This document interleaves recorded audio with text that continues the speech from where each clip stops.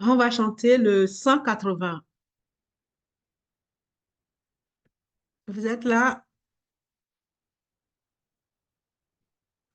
Ah, le Oui, pas- ben, le pasteur. je me suis tout à l'heure c'est déconnecté parce que j'ai des soucis, des Mhm. petits soucis, donc voilà. Le Ça reste pasteur est pas- là. Donc, on va commencer. Le pasteur est là. Ok. Nous allons prier. Prions.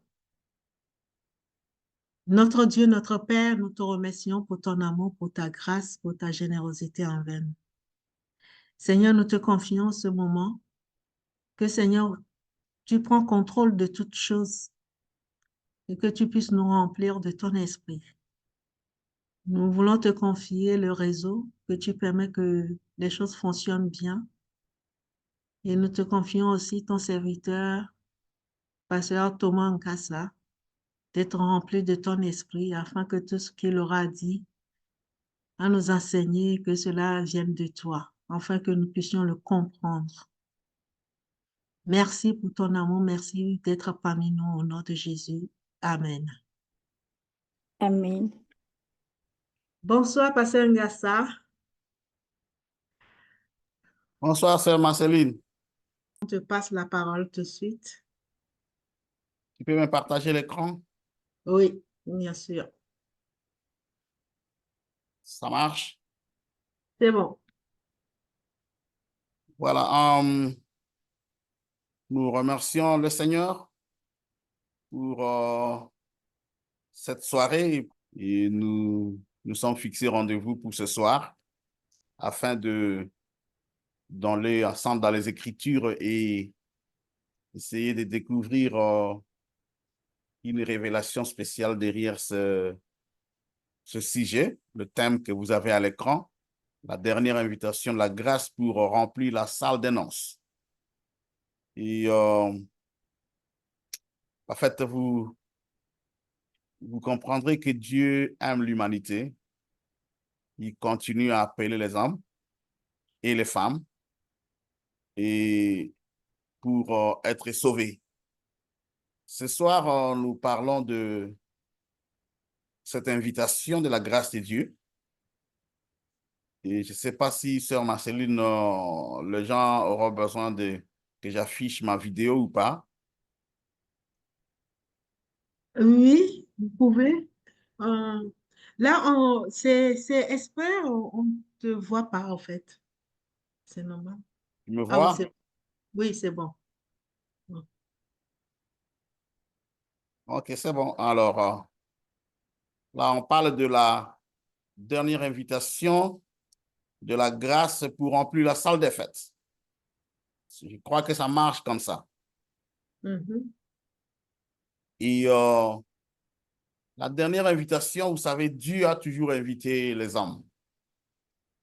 Et il continue à nous inviter. Dernière invitation. Nous parlons de la dernière invitation. Et quand on parle de noces, l'histoire nous rapporte qu'il y a eu deux grands repas de noces, ou des repas de noces les plus célèbres de l'histoire. On parle de deux. On parle premièrement de ces noces de Cana, que nous connaissons tous bien en tant que chrétiens, où le Seigneur Jésus a opéré son tout premier miracle. C'est là où le Seigneur a transformé l'eau à vin sans alcool.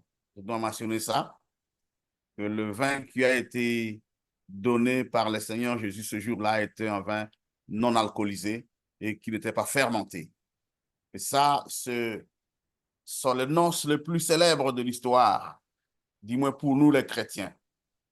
Mais aussi, l'histoire parle d'un autre repas de noces, qui n'est pas forcément un fait réel, qui est plutôt une œuvre artistique. Donc, on parle de ce repas de noces de Peter Bruegel, un ancien peintre flamand de la Renaissance. Il a fait une peinture dans les années 1567 et cette peinture a représenté un repas réunissant des paysans dans une salle bondée. Et cela symbolisait la communion, le partage. Et on raconte que ce tableau est devenu assez populaire à cette époque-là, jusqu'à ce que l'archiduc Ernest à Bruxelles l'a acheté en 1594. Et on dit qu'il est fort probable que cette peinture célèbre qui parlait de repas de noces fit partie de la collection de Rodolphe II, cet empereur-là, petit-fils de Charles Quint, qui était à la fois empereur romain, roi de Bohême et de la Hongrie et de Croatie. Il était un grand défenseur de la contre-réforme. Lui, il avait acheté cette peinture que vous voyez là, et il a mis ça dans sa collection, vu son importance. Mais ça parlait au moins du repas de noces, où on pouvait voir plusieurs personnes remplies dans une salle, où il y avait un fils qui était à l'honneur ce jour-là, selon la peinture. Et ben, en fait, c'est devenu célèbre dans l'histoire, la peinture que vous voyez là. Et c'est une peinture, ce n'est pas forcément un événement qui a eu lieu, mais ça parle au moins de noces ou repas de noces. À part les noces de Cana, que nous connaissons de Cana, il y a aussi cette peinture-là. Mais la Bible nous parle également dans le livre d'Apocalypse chapitre 19, versets 7 à 9, d'un événement assez important. Cette fois-là, qui n'est pas un événement du passé, mais c'est un événement du futur, où nous parlons, la Bible nous parle de festin de noces de l'agneau. L'agneau a aussi ce qu'on appelle le repas de noces. C'est ce que nous lisons dans les...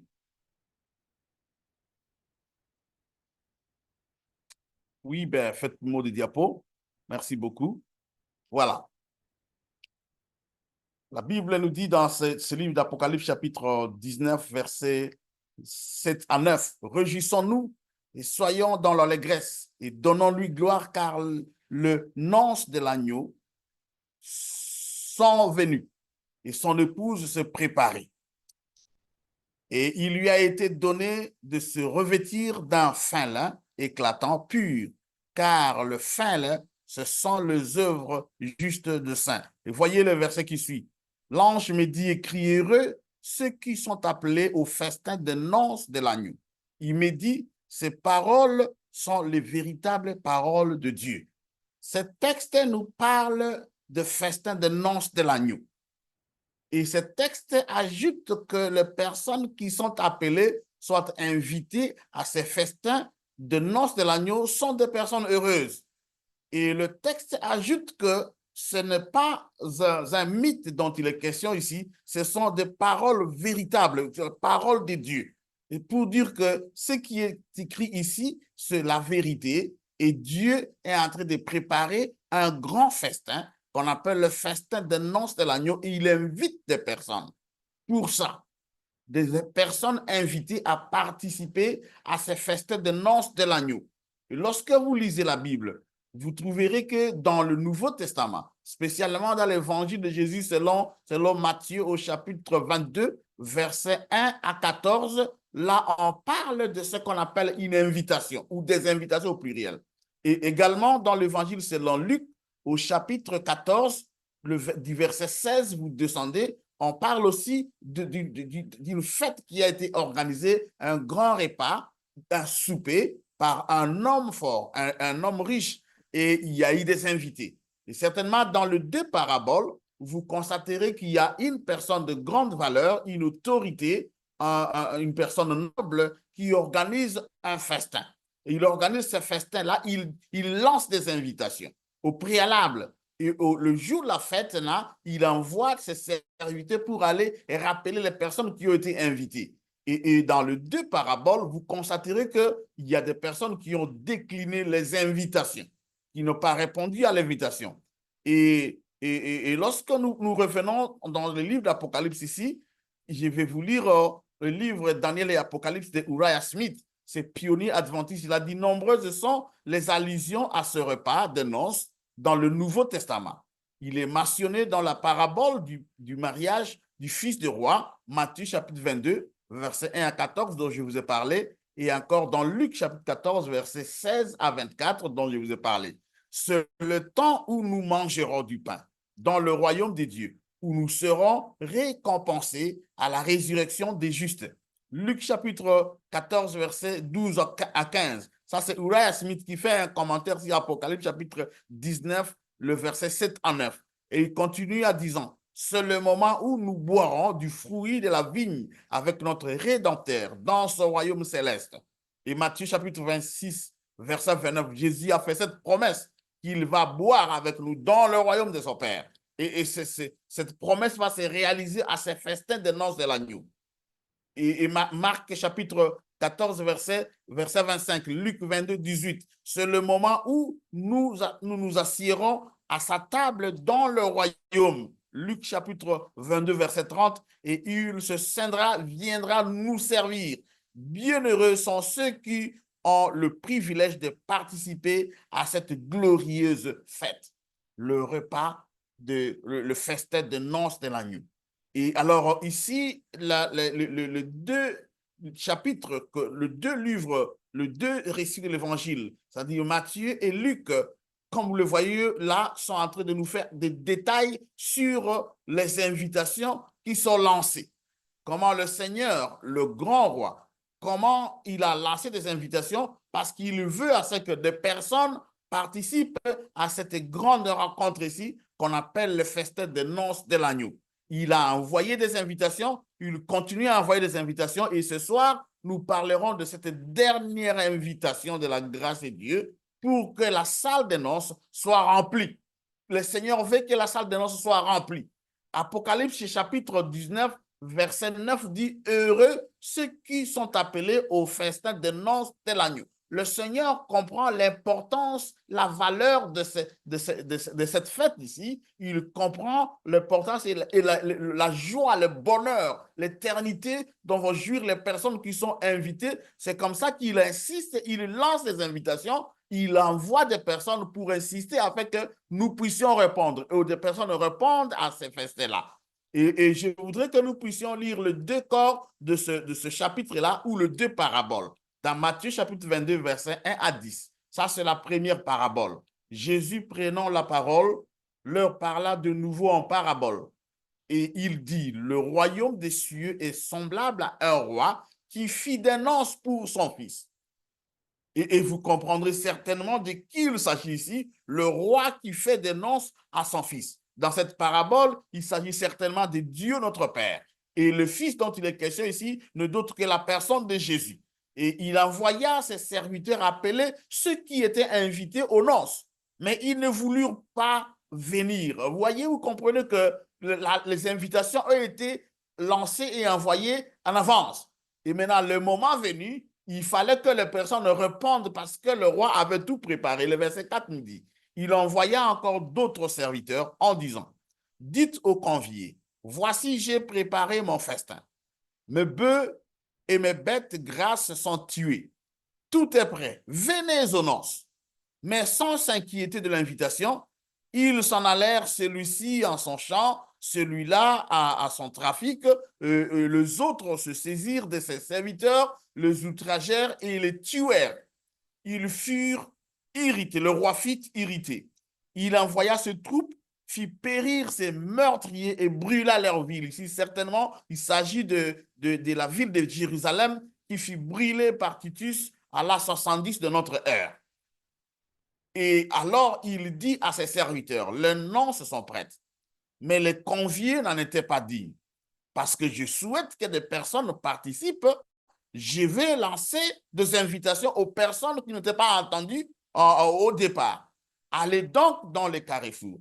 Appelez aux noces tout ce que vous trouverez. Le verset 10. Ces serviteurs allèrent dans le chemin, rassemblèrent tout ce qu'ils trouvèrent, méchants et bons, et la salle de noces fut pleine de convives. Nous prenons aussi la parabole de Luc chapitre 14, versets 16 à 24. Il nous parle aussi d'une fête ou d'un repas qui a été préparé par un grand. Et le texte dit, un homme donna un grand souper et il invita beaucoup de gens. À l'heure du souper, il envoya son serviteur dire aux conviés, venez car tout est déjà prêt. Mais tous unanimement se mirent à s'excuser. Le premier lui dit, j'ai acheté un champ et je suis obligé d'aller le voir. Excusez-moi, je te prie. Un autre dit, j'ai acheté 5 paires de bœufs et je vais les essayer. Excusez-moi, je te prie. Un autre dit, je viens de me marier et c'est pourquoi je ne puis y aller. Le serviteur de retour rapportant ces choses à son maître. Alors le maître de la maison irrité dit à son serviteur, va promptement dans les places et dans les rues de la ville. Amène ici les pauvres, les estropiés, les aveugles et les boiteux. Le serviteur dit, maître, ce que tu as ordonné a été fait, il y a encore de la place. Et le maître dit au serviteur, va dans le chemin et le long des haies, ce que tu trouveras, contrains-les d'entrer, afin que ma maison soit remplie. Car, je vous le dis, aucun de ces hommes qui avaient été invités ne goûtera de mon souper. Voilà, ce sont là les 2 paraboles qui parlent des invitations lancées soit par le roi ou soit un homme de valeur pour que les personnes viennent participer au repas gratuitement. Il a tout apprêté. Et dans Matthieu chapitre 22, on parle de plusieurs serviteurs, ou même le fils qui a été envoyé lui-même. Et dans Luc chapitre 14, on parle d'un seul serviteur. Et dans Matthieu chapitre 22, vous voyez qu'il y a des personnes qui ont décliné l'invitation. C'est la même chose dans Luc chapitre 14. Il y a des personnes qui ont été invitées, qui ont présenté des excuses non fondées.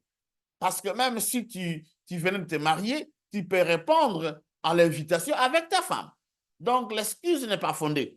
Toutes les excuses qui sont présentées ici dans la 2e parabole, selon Luc, ne sont pas fondées.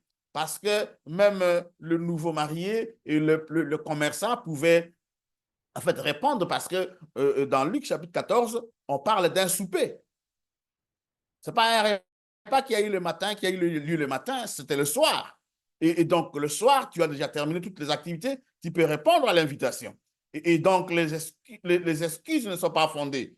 Et lorsque vous rentrez dans l'évangile selon Matthieu, vous constaterez que les invités se sont révélés être tellement agressifs et ils sont arrivés mais à tuer les serviteurs. Et il s'agit donc de cette invitation qui a été lancée à Israël en tant que nation, aux Juifs et aux dirigeants juifs à l'époque de Jésus et à la nation juive pendant le Nouveau Testament.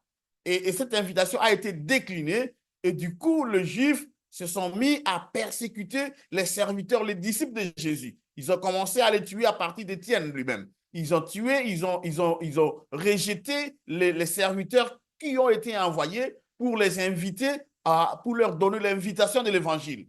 Parce que l'invitation dont il est question ici, ou les invitations dont il est question ici, ne sont autres que l'appel de l'Évangile. Lorsque le Seigneur invite les pécheurs à venir se nourrir de sa parole, à venir se préparer pour l'éternité, à venir se préparer pour la grande rencontre lors du retour de Jésus, c'est ça la prédication de l'Évangile. Et les disciples ont lancé cette invitation. Ils ont été maltraités, persécutés, tués. Et Matthieu chapitre 22 dit que le roi irrité a ordonné à ce que la ville soit détruite. C'est ce qui est arrivé. En fait, ma préoccupation ce soir n'est pas vraiment tous ces détails-là. Je voudrais juste me concentrer sur la dernière invitation. Invitation de l'Évangile. Les premières invitations ont été lancées et déclinées. Les premières invitations ont été données. Donc, s'il faut remonter dans les temps, la toute première invitation, au moins celle-là, a été acceptée. C'était l'invitation que Dieu a lancée à Adam dans le jardin pour que Adam revienne. Adam puisse venir dans la communion avec le Seigneur. Il a répondu. Et il y avait une invitation que Dieu a lancée aux nations après le déluge. Les nations ont décliné cette invitation. Les nations ont choisi d'aller construire la tour de Babel. Il y avait cette invitation que Dieu a lancée à Abraham. Abraham a répondu et Abraham est devenu le père de cette grande nation. Et malheureusement, la nation juive a rejeté l'invitation de l'Évangile en rejetant Jésus-Christ, la personne de Jésus, en rejetant les appels des prophètes. Et vous comprenez que ce sont là les premières invitations, jusqu'à ce qu'Israël a scellé sa décision de décliner l'invitation de l'évangile lorsque Israël a fait ce choix devant Pilate, quand il leur a dit, mais entre Jésus et Barabbas, qui choisissez-vous? Il dit non, nous préférons choisir le criminel Barabbas. Nous choisissons plutôt César au lieu de Jésus-Christ comme notre roi. Nous choisissons le criminel, nous choisissons les assassins, nous choisissons celui qui va nous détruire, nous le choisissons. Et finalement, les Romains ont détruit leur ville parce que le roi était invité, parce qu'ils ont rejeté l'invitation de l'évangile. Ils ont rejeté l'invitation du roi. Ils ont rejeté l'invitation du noble. Ce sont là les premières invitations qui ont été rejetés et déclinés. Et en fait, après avoir rejeté les invitations, mais le roi, selon les deux paraboles, avait besoin de voir les personnes. Et le roi de Matthieu 22, l'homme noble de Luc chapitre 14, dit, bon, en fait, il y a de la place, la nourriture a été préparée, tout a été bien fait. Maintenant, je voudrais que les personnes reviennent. Comme les premières invitations ont été déclinées, je lance des invitations à d'autres personnes, à une autre catégorie de personnes. Le serviteur de retour rapportant ces choses à son maître, alors le maître de la maison irrité dit en son serviteur, ça c'est Luc qui parle, va promptement dans les places, dans les rues de la ville et amène ici les pauvres, les estampillés, les aveugles et les boités. Ça, c'est une deuxième série d'invitations envoyées aux gentils, à moi qui parle, aux personnes qui n'appartenaient pas, en fait, physiquement et biologiquement à la nation élue. Le Seigneur lance cette invitation. Cela ne veut pas dire que les Juifs sont rejetés en tant qu'individus. Ils ont décliné l'invitation en tant que nation et le Seigneur donne une autre opportunité à moi qui parle pour que je puisse aussi répondre à l'invitation de la bonne nouvelle. Mais cette invitation ici, le maître dit aux serviteurs d'aller dans les places et dans les rues de la ville et amener les pauvres, les estropiés, les aveugles et les boités. Et la Bible continue au verset 23. Et le maître dit aux serviteurs, va dans les chemins et le long des haies, ce que tu trouveras, contrains-les d'entrée, afin que ma maison soit remplie. Et donc, mon sujet de ce soir, c'est la dernière invitation pour remplir la salle de noces. Et vous constaterez ici dans ce verset que le maître de la maison veut à ce que sa maison soit remplie. Il émet de nouvelles invitations. On est allé inviter des gens, selon Luc chapitre 14, et il y a eu des personnes qui ont répondu, qui sont venues de rues, qui sont venues de places publiques, qui ont répondu à cette deuxième série d'invitations. Mais finalement, le maître a constaté qu'il y avait encore de places vides. Il a dit non, il faut rentrer là-bas. Et le texte ici dit il faut le contraindre. En fait, contraindre ne signifie pas forcément qu'il faut que Dieu va obliger les gens d'être sauvés. Dieu lance l'invitation, mais en fait, c'est l'insistance, la sérieuxité avec laquelle le serviteur doit présenter l'invitation et aider les gens à être convaincus et passer tout le temps, le sacrifice, l'argent, faire tout de sorte que les personnes se rendent compte qu'il est assez important pour nous de répondre à cette invitation. Il est assez important, c'est pour notre bien, c'est notre avantage d'aller participer à ce repas, aller participer à cette fête, aller manger ce repas qui a été préparé pour nous et par le roi. Et tout est gratuit. C'est le repas de l'évangile, c'est l'invitation de l'évangile, l'évangile du salut par la grâce, l'évangile du salut par le sang de Jésus. C'est gratuit, mais en fait, nous ne devons pas la présenter, cette invitation, à la légère. Il faut mettre toute notre sérieuxité pour que l'Esprit de Dieu vienne travailler dans notre sérieuxité afin que les personnes qui sont rencontrées dans les rues, dans le long des chemins et le long des haies puissent voir qu'il y a du sérieux dans ce que ces gens font. Nous devons y aller pour voir pourquoi ils mettent toute cette sérieuxité, pourquoi ils ont mis tout cet argent, pourquoi ils ont fait tous ces sacrifices-là. Nous devons y aller. C'est ça l'élément qu'on traite. Ce n'est pas une force où on doit obliger les gens, malgré eux, de venir. Mais c'est plutôt la sérieuxité avec laquelle le serviteur doit aller présenter l'invitation. C'est plutôt tout ce que le serviteur met pour que l'invitation soit prise, considérée, pour que l'invitation puisse avoir une valeur et qu'on comprenne que cette cérémonie assez sérieuse vit la façon dont ce serviteur vient présenter ça. Et vous voyez, des fois, les gens vont déposer les invitations à la légère. Ils ne tiennent même pas compte de ça. Il y a des personnes qui ne considèrent même pas la valeur même du festin et même ce qui a été préparé. Et si on ne va dans la légèreté, les gens vont considérer que c'est léger et puis ils ne vont pas répondre. L'emphase sérieuxité avec laquelle le serviteur est allé présenter. Et le maître a dit, si tu vas dans le chemin et le long des haies, où tu vas trouver des personnes, il faut le rencontrer avec toute la sérieuxité. J'insiste là-dessus. Il faut... Tu es en train de les inviter à un festin assez important pour leur vie. Et ils doivent comprendre que c'est question de vie ou mort. C'est ça l'élément contrainte. Voilà. Parce que les premières invitations ont été déclinées. Et Dieu lance une dernière série des invitations. Et lorsque nous lisons dans l'évangile selon Matthieu chapitre 22, verset 10, la Bible dit, ces serviteurs allèrent dans les chemins, rassemblèrent tous ceux qu'ils trouvèrent, méchants et bons, et la salle des noces fut pleine de convives. Et lorsque vous allez chez Luc, il dit que ma maison soit remplie.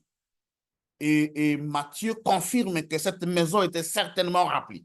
La salle de noces était certainement remplie lorsque les serviteurs sont sortis pour aller lancer les invitations dans les rues, le long des chemins, le long des haies. Ils ont rencontré toutes sortes de personnes et parce que le souhait du maître, c'était que sa maison soit remplie, cette maison a été certainement remplie. La salle de noces est remplie effectivement dans Matthieu chapitre 22, verset 10. J'aime ce texte ici, qui dit que la salle des noces fut remplie selon le souhait du maître de la maison dans Luc chapitre 22. Son souhait était que la maison soit remplie. Et la maison dont il est question ici, ne pas la maison du Père, ce n'est pas déjà le ciel.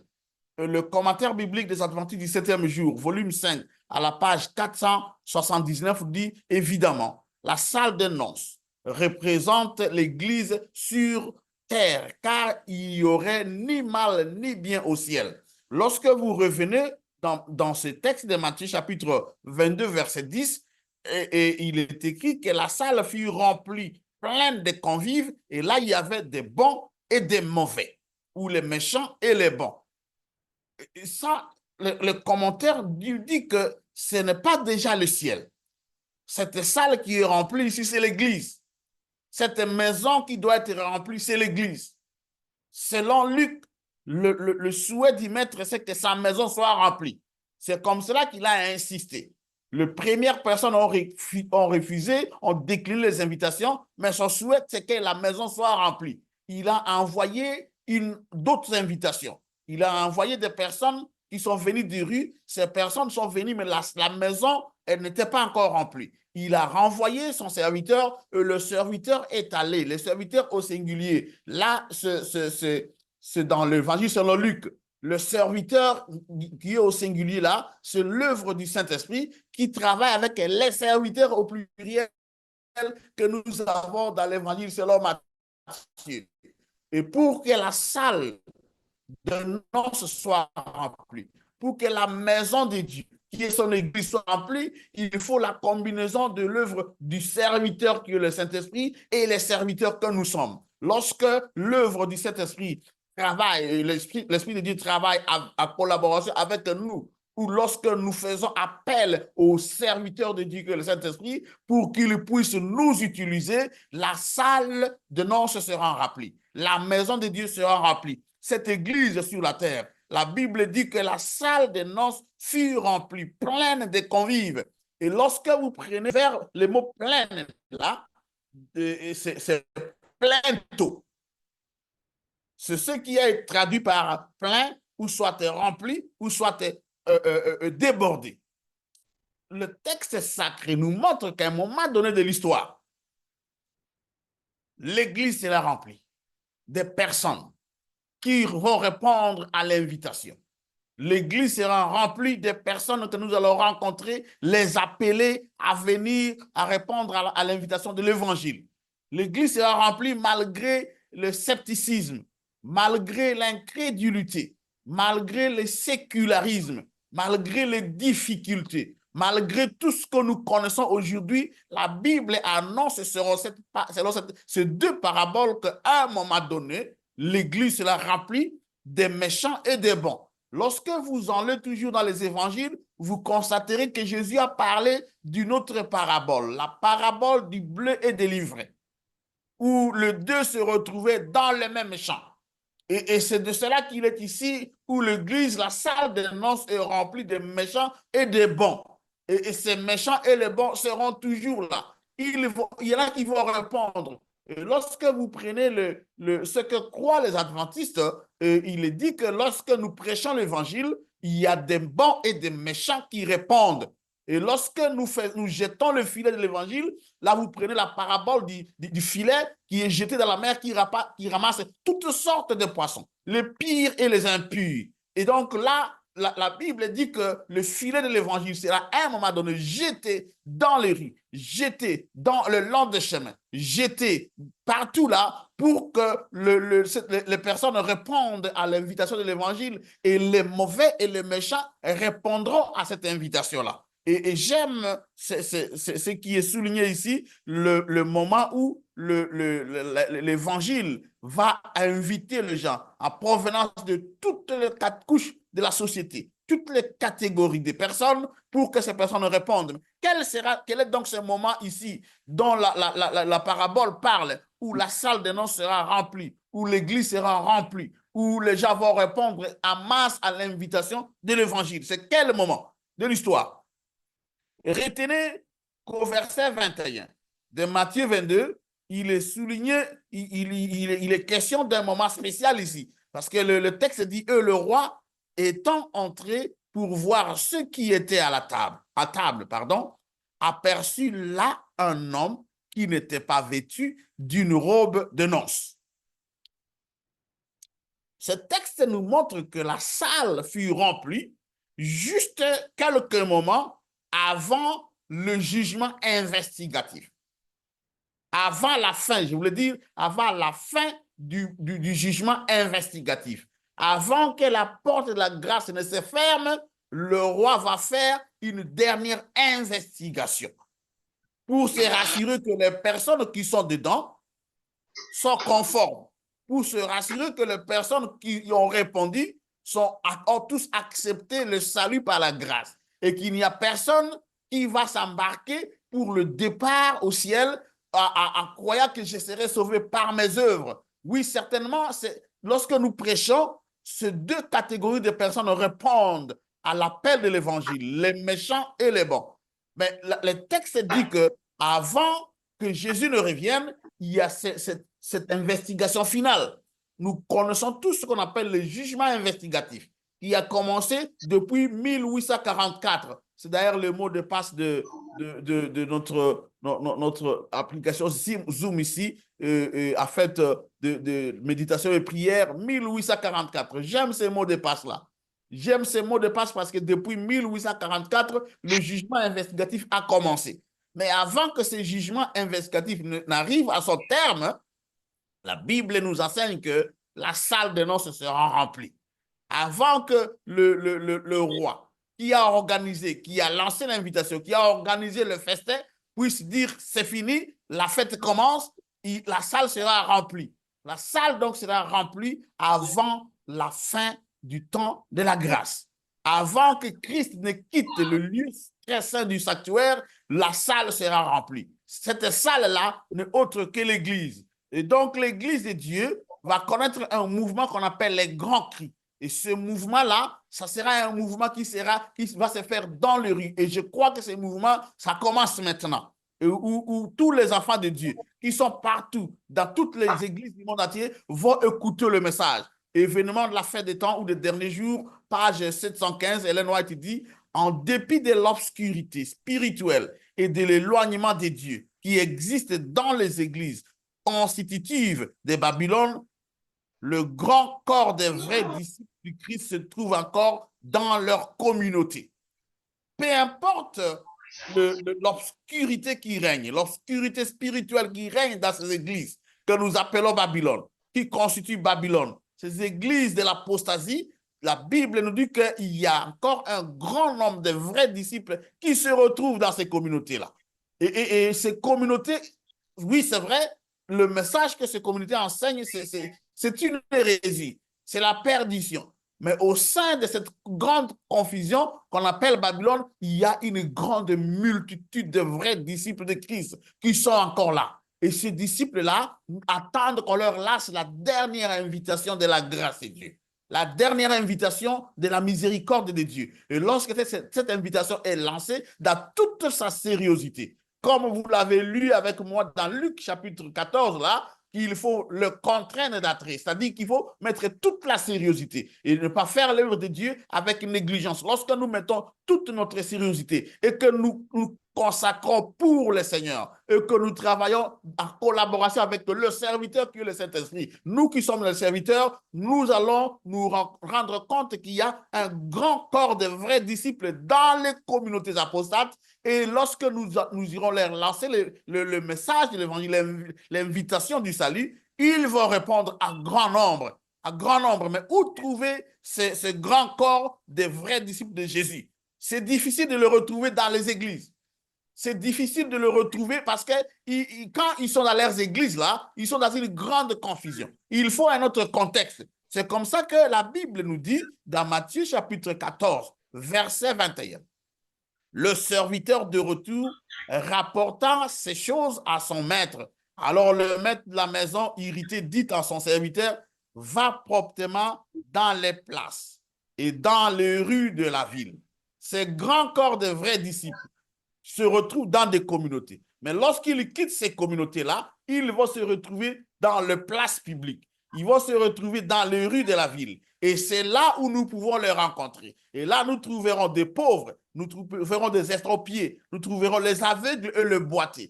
Une étude a été menée à ce qui concerne les habitants de notre planète pour le moment. Il est dit dans cette étude que plus de 80% des personnes qui vivent dans notre planète se retrouvent dans les grandes villes. Et ces personnes-là, vous pouvez le retrouver en majorité dans les lieux publics, comme dans les stades. Vous pouvez le retrouver dans les rues, sur le trottoir. Et je vous donne un exemple. Moi, personnellement, j'ai fait une étude dans la ville de Kinshasa où je me retrouve présentement. Et dans cette ville, les statistiques officielles disent qu'il y a 17 millions de personnes qui vivent dans la ville de Kinshasa. Et lorsque nous sommes allés mener une étude, nous nous sommes rendus compte que chaque jour qui passe, il y a environ 16 millions de Kinois qui fréquentent les rues, le trottoir et les places publiques. Et c'est là toute la semaine, à partir de dimanche, lorsqu'ils sont dans les églises. Ils quittent les églises, ils se retrouvent dans les places publiques, ils se retrouvent dans les rues. Lorsqu'ils vont dans des terrains de football, dans des stades, ils fréquentent les rues. Ils quittent le stade pour se projeter encore dans les rues, dans les lieux publics. Ils sont dans les restaurants. Ils sont dans des centres d'influence. Ils sont dans des lieux de conférence. Lorsqu'ils quittent, ils sont sur le trottoir, sur le riz. Ils prennent leur voiture. Et c'est là où nous sommes appelés à aller les rencontrer. La dernière invitation de l'Évangile se lance dans les lieux publics, dans les places publiques, dans les rues de toutes les villes. Ce n'est pas une seule ville. Et dans ces rues-là, vous trouverez des personnes qui sont pauvres. Vous trouverez les sans-abri. Vous trouverez les enfants de la rue. Vous trouverez toutes sortes de personnes. Et c'est un grand phénomène qu'on appelle les enfants de la rue, où vous allez trouver que dans le grand centre, si vous allez à New York, vous trouverez discuter avec un missionnaire qui a dit qu'il y a des grands ghettos dans la ville de Nairobi, en Afrique de l'Est, où vous pouvez trouver facilement plus d'1 million de personnes. qui sont entassées là-bas. Et ces personnes-là ont besoin de l'évangile. Ces personnes-là ont besoin de Jésus. Si nous voulons les inviter dans les réunions de prière, ces personnes ne viennent pas. Si nous voulons inviter les personnes, les personnes civilisées dans nos églises, ces personnes ne viennent pas. Et le meilleur endroit pour les rencontrer s'appelle les places publiques, les rues de la ville et les haies le long des chemins. Nous les rencontrons là-bas. Sur le boulevard, ils sont là. Les matins, ils sont dans les embouteillages. Si nous avions des personnes qui ont des imprimés de valeurs ou qui ont des imprimés, en fait, les invitations, je voulais dire, qui ont des invitations de la bonne nouvelle, qui ont des traités, qui peuvent se placer dans ce lieu public-là pour distribuer ce message de l'évangile, ils seront en train de donner l'opportunité aux personnes qui fréquentent ces rues, ces places publiques-là, de répondre à la dernière invitation de l'évangile. Et donc, si vous allez au verset 23 de Luc 14, le texte dit, et le maître dit aux serviteurs, va dans les chemins et les longs des haies. C'est là où se trouve la majorité des personnes. J'aime le fait que l'Église en France a saisi l'opportunité des Jeux olympiques pour aller lancer les invitations. Et certainement, il y a des personnes qui ont accepté, qui ont reçu les invitations, qui ont reçu la littérature. Et l'Esprit de Dieu, qui est le serviteur ici dans Luc chapitre 14, va certainement toucher leur cœur pour qu'un jour ils répondent. Vous serez surpris un jour dans le royaume de Dieu qu'une personne passera l'éternité avec vous, tout simplement parce que vous lui avez donné un traité le long du chemin. On raconte l'histoire d'un jeune homme dans une église à Caroline du Nord qui avait attendu son pasteur parler d'un programme d'évangélisation. Il a dit, vous pouvez avoir l'opportunité d'inviter une personne et passer l'éternité avec cette personne. Et le pasteur a lancé les invitations. Et ce garçon a pris des invitations. Il a dit, ben, je vais me placer devant un restaurant. Le restaurant le plus fréquenté de la ville. Il est allé se placer là-bas. Et chaque personne qui passait, il ne donnait pas déjà les invitations. Il commençait d'abord par sourire. Il sourit. Tu viens, il sourit tout simplement. Et les personnes ont commencé à répondre à son sourire. Et il s'est donné le devoir de passer régulièrement là-bas. Il se place, il sourit. Finalement, un jour, il y a une dame qui est passée. Le jeune homme a souri et la dame a été contaminée par le sourire. Elle a aussi souri là. Elle a répondu par le sourire. Et la dame est revenue l'autre jour. Il a trouvé le garçon là-bas. Toujours le garçon a souri et la dame a répondu. Et finalement, l'autre fois, la dame a dit, mais pourquoi tu es toujours ici, tu souris? Qu'est-ce que tu fais ici? Je ne te vois pas à l'intérieur pour manger. Je te trouve seulement ici. Pourquoi tu es là? Et chaque fois que j'entre, tu souris. Et le garçon a dit, j'ai une bonne nouvelle. C'est ce qui me fait sourire. J'ai une nouvelle, c'est que nous avons un programme qu'on appelle l'évangélisation. Nous parlons de bonnes choses. Nous parlons du royaume de Jésus où il n'y aura plus de tracasseries. J'ai une invitation entre les mains. Si tu peux accepter cette invitation, je serai très heureux. Et la dame a dit, montre-moi l'invitation. La dame a reçu l'invitation. Et le Messie a dit, mais si tu ne peux pas venir physiquement, au moins tu peux nous suivre en ligne. Voici les liens. Et la dame a dit, je n'aurai pas le temps de venir personnellement, je vais au moins suivre le programme en ligne. Et le garçon est parti et le garçon n'a plus revu cette dame-là. La dame est rentrée. Le serviteur qui est le Saint-Esprit a commencé à parler à cette dame-là. Vois-tu le sourire de ce garçon? Il semble qu'il a quelque chose d'assez important. Veux-tu te connecter pour suivre ce programme en ligne? Et finalement, la dame a pris la décision de suivre ce programme en ligne. Et laissez-moi vous dire qu'à la fin de la campagne, on a vu une dame. Lorsque le pasteur a fait un appel, une dame s'est levée. Elle est passée devant. Il a dit, pasteur, je cherche un garçon dans cette église. Je l'ai rencontré devant la porte de ce grand restaurant que vous connaissez là. Et il me souriait toujours. Et finalement, j'ai été contaminé par son sourire et il m'a proposé une invitation. Je suivis le programme en ligne. J'étais fidèle parce que je me dis, mais pourquoi ce garçon a sacrifié tout son temps, s'est tenu devant la porte du restaurant, en train de sourire aux gens, aux inconnus? Nous, on n'est pas habitués à ce genre de sourire. Et finalement, il m'a contaminé. J'ai répondu à son sourire et j'ai accepté l'invitation. Il y avait quelque chose de sérieux dans la proposition d'invitation de ces garçons-là. Et finalement, la dame a dit, je suivi toute la série et je viens répondre à l'appel de l'évangile, je serai baptisé. Oh, quel bonheur pour ces garçons d'avoir obéi à l'ordre du maître, d'aller le long du chemin, le long des haies, dans les rues, les places publiques pour jeter l'invitation, donner l'invitation au festin de noces de l'agneau. Et cette dame a été baptisée. Voici ce que Matthieu nous dit au verset 10 du chapitre 22 de son livre. Il dit, ses serviteurs allèrent au plus, ça c'est nous maintenant, dans les chemins, rassemblèrent tous ceux qu'ils trouvèrent, méchants et bons. Ce n'est pas ton problème. Là, c'est l'invitation. Ce n'est pas ton problème. Tu ne connais pas ce que le véritable serviteur va faire dans le cœur de ces méchants-là. Jette seulement la semence. Donne l'invitation. Si la personne est mal coiffée, mal habillée, ce n'est pas ton problème. Lâche l'invitation. Si la personne est gentille ou pas, ce n'est pas ton problème. Donc, tu te donnes la sérieuxité d'aller lancer l'invitation. Tu te places le long du chemin. Tu te places dans les rues de la ville. Tu te places partout où tu es dans un lieu public. Tu jettes, tu donnes l'invitation.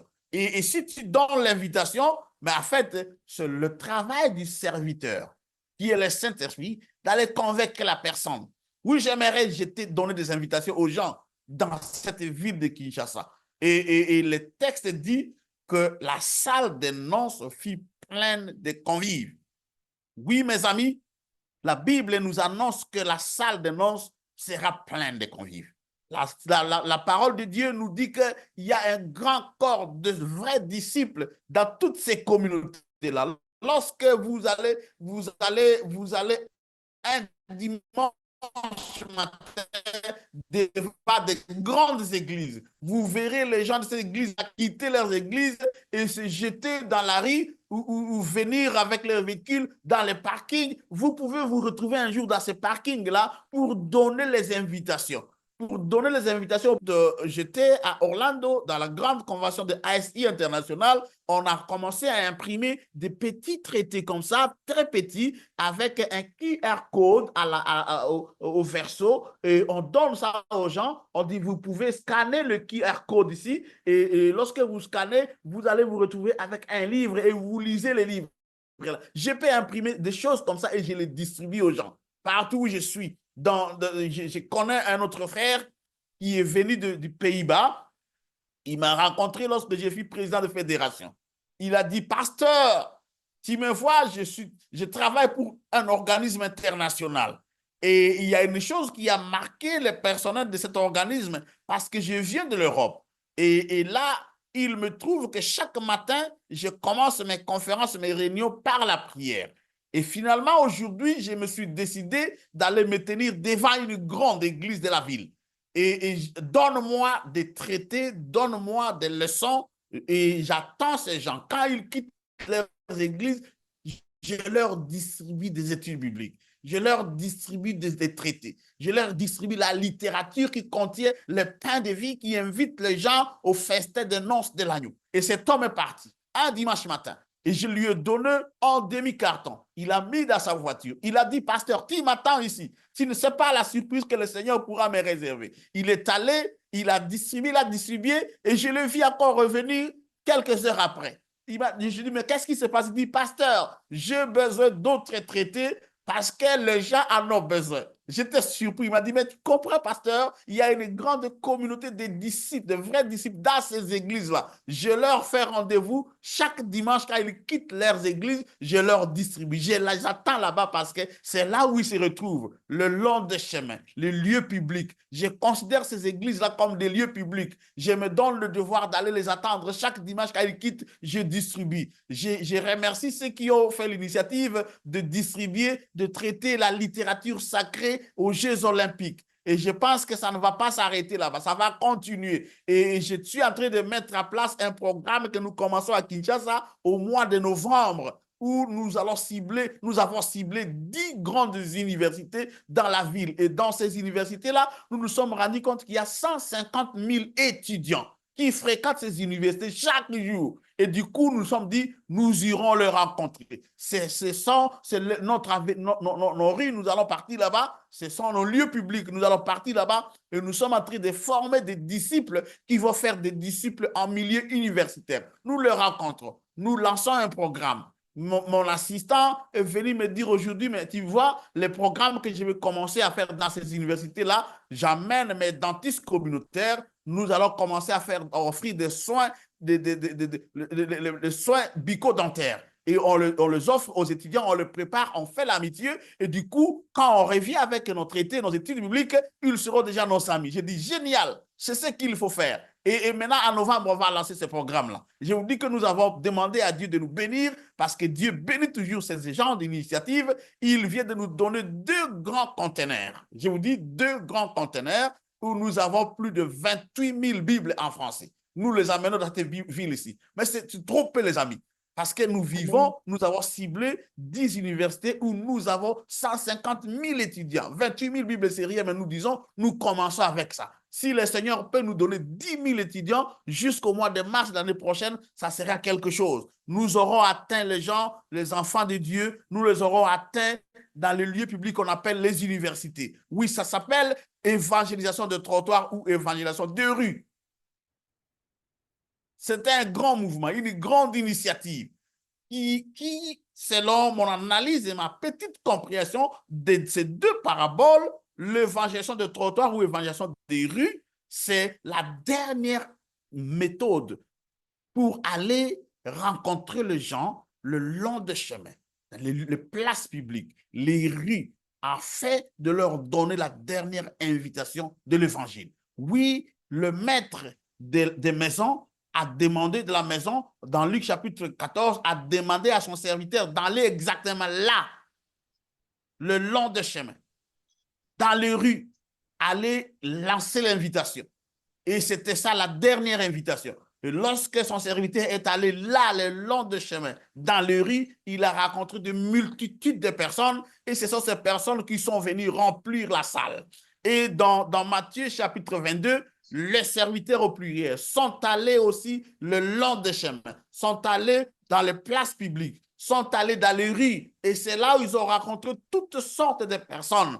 Ils leur ont donné des invitations. Mais ne soyez pas gênés, scandalisés un jour de vous retrouver devant la porte d'un bar pour dire « je jette une invitation ici ». Je ne vais pas entrer dedans, j'attends les gens qui sortent, je glisse une invitation. Vous serez probablement surpris un jour dans le royaume de Dieu de rencontrer que vous avez donné une invitation, une littérature à un soulard, et ce soulard a été touché par le serviteur qui est le Saint-Esprit, et ce soulard va se retrouver dans le royaume de Dieu. Quel privilège pour moi d'être impliqué dans cette grande initiative qu'on appelle l'évangélisation de trottoir. L'évangélisation des rues, mes amis, vous qui m'écoutez, c'est ça la dernière stratégie pour distribuer les invitations de la grâce de Dieu, pour que les personnes viennent remplir la salle de noces avant la fin du temps de la grâce. C'est ça la dernière méthode que le grand roi, organisateur de noces, a mise à place pour que nous puissions aller inviter les personnes qui viendront remplir sa maison. Sa maison sera remplie. Je crois que sa maison sera remplie. La pluie de l'arrière-saison sera déversée pour que nous puissions être revêtis de la puissance du serviteur, afin que nous puissions aller rencontrer les personnes dans les rues, les inviter pour que ces personnes viennent remplir la salle de noces, remplir la maison du roi, remplir la maison de Dieu. Cette maison sera remplie. Peu importe le lieu où vous êtes, peu importe les circonstances, peu importe l'incrédulité, peu importe l'obscurité spirituelle qui règne, la parole de Dieu dit que la salle des noces sera remplie de méchants et de bons. La parole de Dieu dit que la maison sera remplie. Et je crois à cette parole fermement, du fond de mon cœur. Je crois que la maison sera remplie. Je ne vais pas me faire intimider par l'obscurité spirituelle, parce que le diable veut me convaincre qu'il y a une forte obscurité spirituelle qu'il ne faut pas sortir. Mais Dieu me dit, allez dans les rues, allez le long des chemins, allez le long des haies, allez dans les places publiques. C'est là où tu rencontreras les personnes qui sont prêtes à répondre à la dernière invitation de la bonne nouvelle, de la grâce de Dieu, pour que la maison soit remplie. C'est là où se trouvent ces personnes. Et lorsque je commence à croire aux intimidations de Satan, que Paris est difficile, la France est compliquée, c'est séculier. Là, je suis en train de donner raison à Satan que les hommes ne répondront pas. Mais si je crois à la parole de Dieu, que la maison sera remplie, je sortirai par la foi, je distribuerai des invitations, je distribuerai la littérature et je vous assure que Dieu récompensera ces efforts que je mets. Dieu récompensera les sacrifices que je suis en train de consentir, l'argent que je mets dans l'impression de la littérature. Les amis, imprimons la littérature. Donnons l'argent pour que les traités soient imprimés. Donnons l'argent pour que nous puissions avoir des imprimeries partout où nous sommes, afin que nous puissions avoir les globe tracts, que nous puissions avoir des études bibliques, que nous puissions avoir des traités sur la santé, que nous puissions imprimer des Bibles, que nous puissions imprimer la tragédie du siècle, que nous puissions imprimer toutes sortes de bonnes littératures et que nous nous plaçons le long des chemins, que nous nous plaçons dans le riz et que nous nous plaçons sur le trottoir des grandes villes, des centres d'influence, des lieux publics, afin de donner l'opportunité aux personnes de répondre à l'invitation de la bonne nouvelle avant que le roi n'entre pour faire l'investigation finale, afin de faire sortir les personnes qui vont souffrir. Mais avant que cette période n'arrive, avant que cet examen final arrive, la salle de noces doit être remplie. Et les personnes qui vont remplir cette salle se retrouvent dans les trottoirs de nos villes, se retrouvent sur les rues de nos villes, se retrouvent dans les places publiques, les longs des haies, les longs des chemins. Nous les avons dans les universités, nous les avons dans les grandes églises, les petites églises, nous les avons dans les stades de football, le lieu de jeu, nous les avons et partout dans les restaurants, nous les avons dans des lieux de conférence, nous les avons. Ce sont ces places-là où se trouvent les personnes qui sont en quête de la vérité, qui comprennent qu'il y a quelque chose qui doit se faire. Dieu nous a donné une formule. Cette formule s'appelle 20, on multiplie par 5, ça va nous donner 100. Et j'ai prié le Seigneur, je lui dis, mais pourquoi tu m'as donné cette formule? Pourquoi tu as permis que je puisse parler de cette formule? Mais si ça ne peut pas être effective alors, pardon, c'est une formule. 20% de membres impliqués dans l'évangélisation de trottoir, 20% de membres impliqués dans l'évangélisation des rues, 20% de personnes engagées pour aller le long de chemin, 20% de membres d'église. Prions pour que Dieu puisse nous aider à identifier volontairement 20%. Je crois du fond de mon cœur que si l'église arrive, n'importe quelle congrégation, n'importe quelle entité de l'église, vous mobilisez 20%, vous gênez, vous priez pour que Dieu vous donne 20% de membres de votre congrégation, de votre église locale, de votre communauté, 20%. Et voici la formule. Si vous avez une église de 100 membres, vous priez pour que Dieu vous donne 20 membres seulement. Ça, c'est les 20% de 100. Et vous faites des séminaires avec ces personnes. Vous imprimez des cartes d'engagement de ministère personnel. Et vous demandez à chaque personne, parmi ces 20%, d'aller prier pour 5 personnes autres. 5 personnes non adventistes, 5 personnes non croyantes, 5 personnes qui ont abandonné la foi, 5 personnes qui ne fréquentent plus l'église, 5 personnes qui n'ont jamais été à l'église. Je mets ces 5 noms dans ma carte de ministère personnel. Je commence à prier pour ces 5 personnes.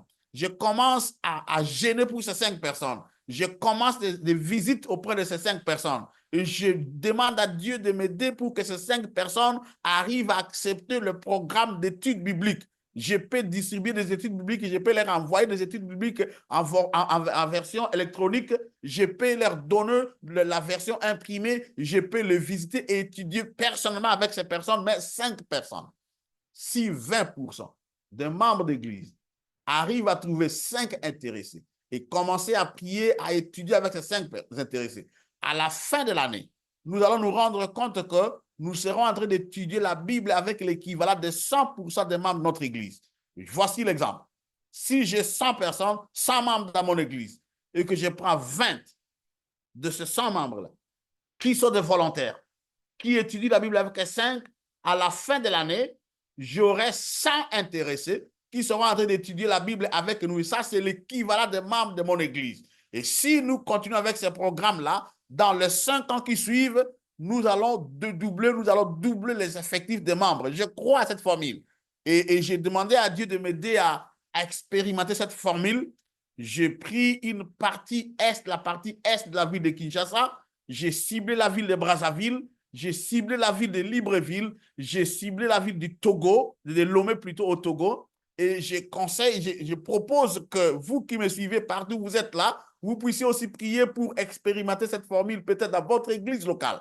Mon église locale à Kinshasa s'appelle Djelobiza. J'ai parlé au pasteur de mon église, je dis, mais nous pouvons expérimenter cette formule dans notre église locale. Je vais organiser des formations, séminaires de formation dans mon église locale sur comment mettre en application cette formule. Et je crois que si nous descendons dans les rues, les places publiques avec cette formule où chaque membre qui constitue le 20% descend et revient avec 5 noms, et commence à fréquenter 5 noms, commence à visiter 5 personnes, commence à prier pour 5 personnes, jeûner pour 5 personnes, réclamer 5 personnes, dit Seigneur, je réclame ces noms, je veux que ces personnes soient délivrées, je veux que ces personnes qui sont sur ma liste ici puissent passer l'éternité avec moi, je les aime, je sais que tu les aimes plus que moi, tu es mort pour eux. Je ne suis pas encore mort pour ces personnes, mais tu as déjà versé ton sang pour ces personnes. Tu as quitté ton trône. Tu as fait 33 ans et demi dans cette misère de notre planète. Tu as fini ta course sur la croix à cause de ces 5 personnes.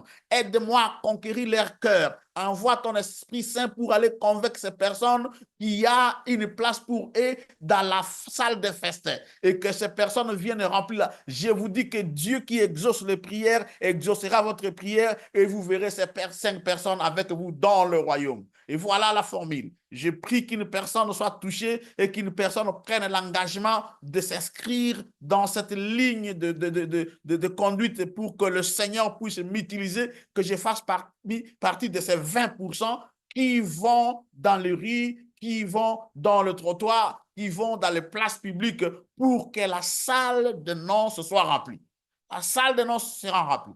La salle de noces va bientôt être remplie. Et la maison du Père, la maison du Maître sera bientôt remplie. Et je crois fermement à ça. C'est pour cela que je donne ce séminaire. Et je me mets à parler de ce séminaire. Et je crois que le Dieu qui m'a inspiré cette formule ici va m'aider à voir ça, à mettre en place cette formule ici et à sélectionner 20% de membres d'église pour que nous puissions voir la maison du Père remplie, pour que nous puissions voir la salle de noces remplie. Elle sera remplie parce que Dieu a dit qu'elle doit être remplie. Je crois à cela et je sais que vous croyez aussi à cela. Que le Seigneur vous bénisse parce que vous allez avoir 5 personnes très bientôt sur votre liste de ministères personnels. Vous allez commencer à prier pour ces 5 personnes-là. Vous allez commencer à demander à Dieu d'impressionner, de faire une impression dans le cœur de ces personnes-là. Peu importe leur nature, peu importe où sont ces personnes, mais Dieu les aime. Et toi, tu les aimes. Et par amour, tu vas tout sacrifier pour eux. Merci beaucoup pour votre attention et que le Seigneur vous bénisse. Amen. Amen.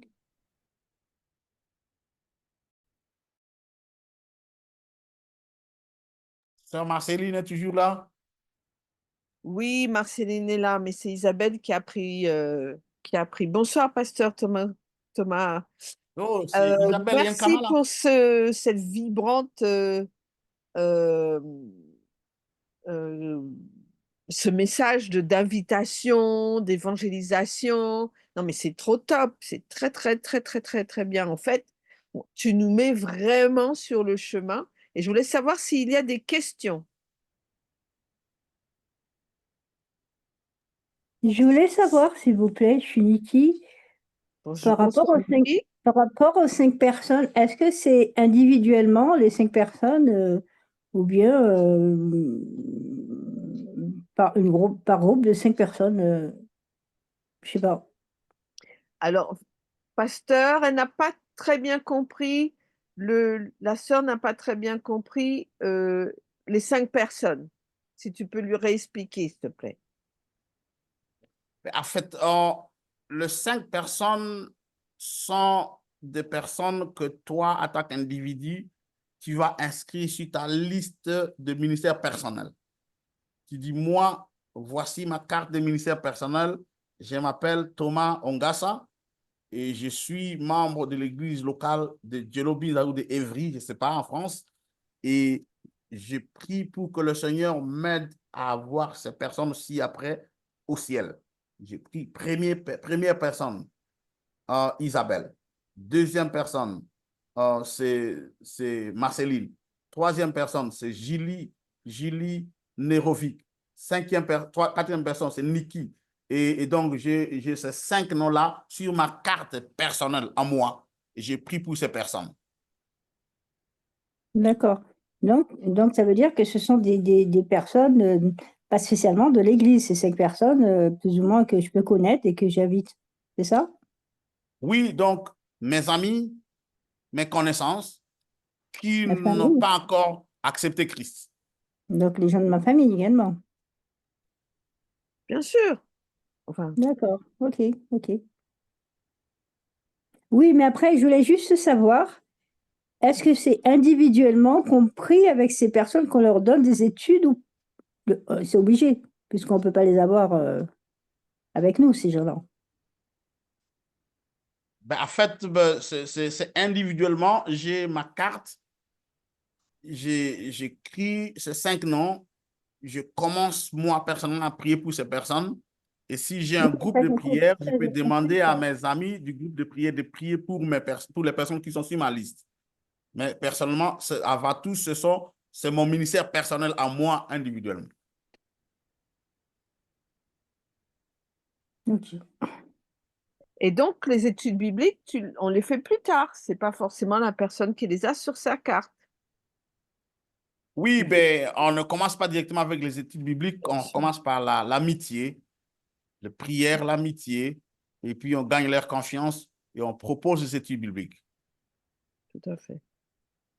Forcément, ce n'est pas forcément moi qui donne les études bibliques, mais si au moins j'ai des imprimés qui contiennent les études bibliques, je peux distribuer, je peux donner ces études bibliques à la personne qui va lire et qui pourra poser des questions. Ou si j'ai quelqu'un d'autre qui organise les études bibliques, j'invite mes intéressés.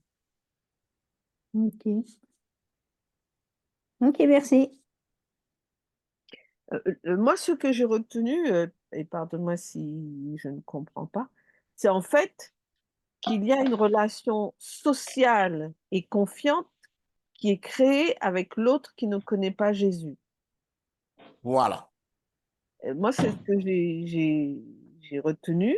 Et cette confiance, c'est-à-dire que tu as pris soin, tu, tu, voilà, tu es socialement en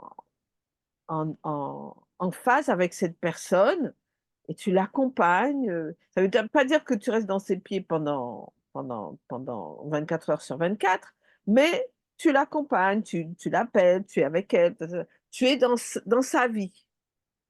Et Exactement. le modèle de Jésus en toi, elle le verra. Jésus-Christ fait le reste, bien sûr. C'est exactement ça, Isabelle. Mais moi, c'est ce que j'ai compris. C'est ce que j'ai compris. Ben, merci, Niki. Quelqu'un d'autre?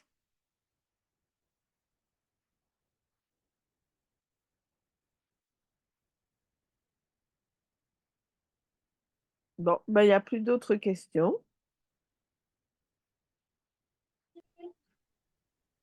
Marceline? Oui, merci Isabelle. Merci Pasteur Ngassa pour cette présentation. Et j'avais l'impression que tu étais avec nous aujourd'hui à l'église. C'était la vie fédérale. On a plein de projets exactement de ce que tu viens de dire. C'est le projet que nous avons.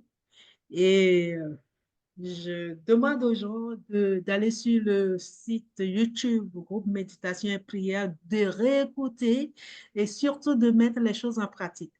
Et la fédération aussi a mis des choses en pratique à notre disposition dans nos églises afin de répondre à cette mission qui nous amène à aller inviter des personnes de venir dans la salle de noces. Amen. Amen. Pasteur Ngassa, il y a quelque chose qui m'a vraiment, j'étais un peu, je dis, mais le verset, je ne l'avais jamais vu comme ça. Bon, on évite des méchants et des bons. Comment on fait, nous les gens qui sont dans la maison, on sait qu'il y a, il y a des méchants et des bons, dans la maison, des méchants et des bons. Et comment doit être notre comportement?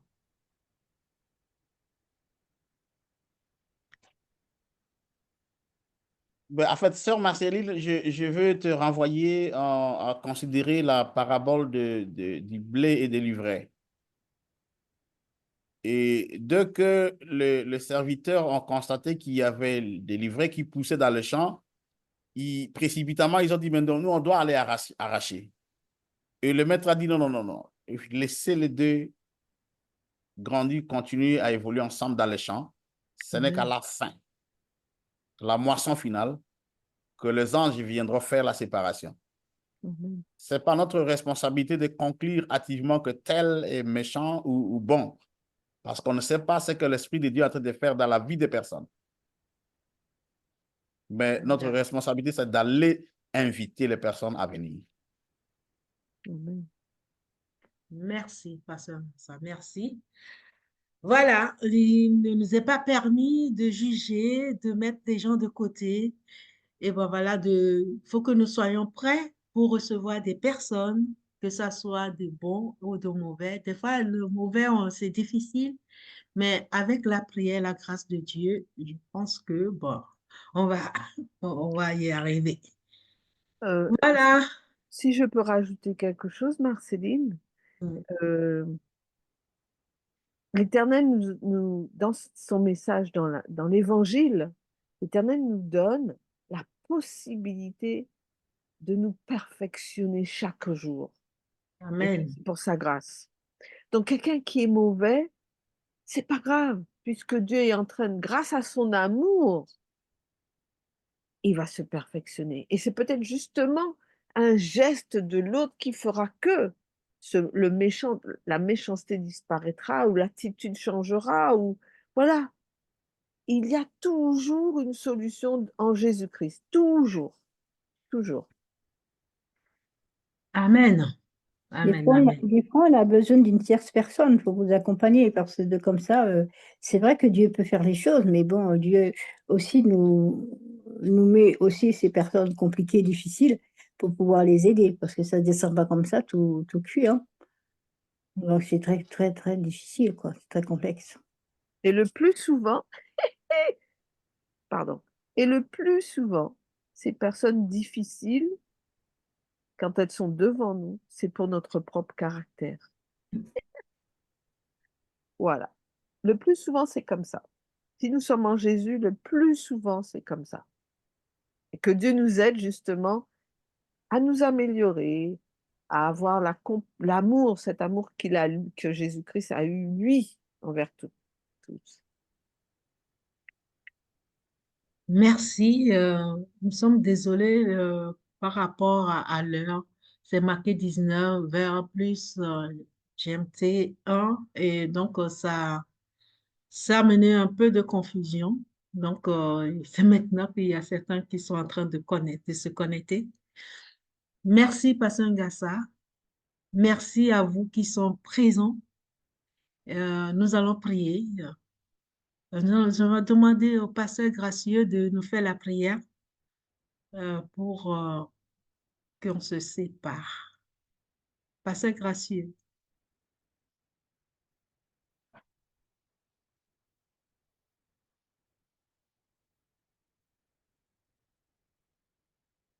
Sinon, il est là ou pas? Pasteur Bienfait, s'il te plaît, tu nous fais la prière pour clôturer, s'il te plaît. D'accord. Prions le Seigneur, nous te remercions, notre Dieu, notre Père, pour cette révélation si profonde que nous venons d'apprendre. Tu nous as appelés, chacun de nous, à pouvoir te servir. C'est comme ça que tu nous as donné cette dernière méthode une invitation à pouvoir remplir la maison de Dieu.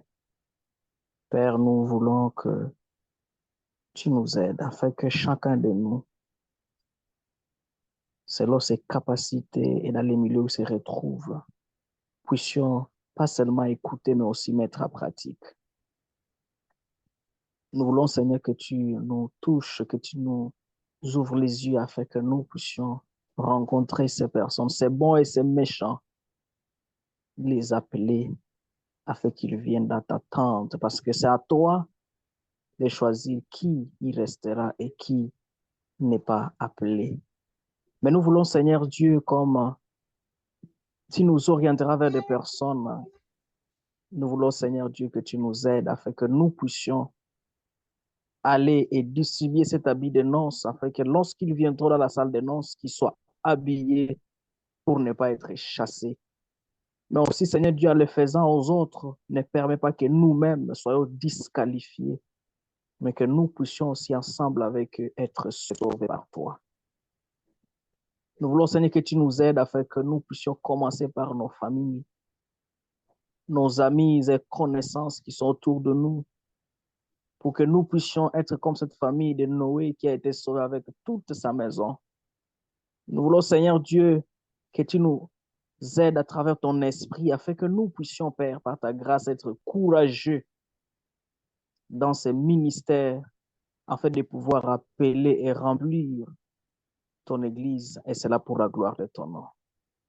Bénis chacun de nous, bénis les efforts de chacun de nous pour voir à tous nos besoins et par-dessus tout, que seul ton esprit, le véritable guide, le véritable maître, le véritable enseignant, nous conduise dans toute la vérité.